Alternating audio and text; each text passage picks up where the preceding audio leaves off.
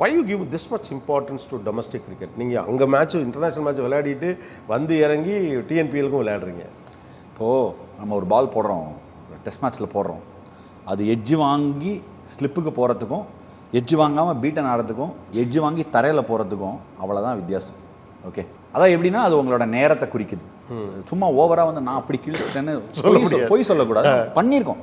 நம்ம போடுற உழைப்புக்கு கிடைக்கிற ஊதியம் தான் அது, அதில் சந்தேகமே கிடையாது. ஆனால் அந்த பால் இப்படி தரைக்கு போகிறதுக்கும் பீட்டன் ஆடுறதுக்கும் ஸ்லிப்புக்கு ஏன் போகுதுங்கிறதுக்கு டிஃபரன்ஸு நம்ம அந்த கேமுக்கு கொடுக்குற மரியாதை. ஓகே, இப்போ வந்து நம்ம கடந்து வந்த பாதைன்னு ஒன்று இருக்குது. அந்த பாதையை வந்து நம்ம நிறைய என்ன தெரியுமா சொல்லுவாங்க, அவர் எப்போவுமே ஒரு பழைய ஃப்ரெண்ட்ஸை மறக்கலை அப்படின்னு ஒரு லைன் நிறைய பேர் சொல்லுவாங்க. சும்மா சொல்லுவாங்க. எனக்கு இந்த கேம் தான் எல்லாமே. இந்த கேம் வந்து எனக்கு அவ்வளோ சந்தோஷத்தை கொடுத்து, இந்த கேம் வந்து எனக்கு வாழ்க்கை கொடுத்துச்சு, பைசா கொடுத்துச்சுங்கிறதுக்கெல்லாம் நான் அதுக்கு கடமைப்படலை. அவ்வளோ சந்தோஷத்தை கொடுத்துருக்கு. இப்போ நம்ம நிறைய இங்கிலீஷில் சொல்லுவாங்க, ஐ ஃபவுண்ட் மை காலிங் அப்படின்வாங்க. இந்த கேமே என் வீட்டு வாசலில் வந்து இதாண்டா உன் காலிங்னு சொல்லியிருக்கு. அதுக்கு மேலே இந்த கேமுக்கு நான் எப்படி துரோகம் பண்ண முடியும்?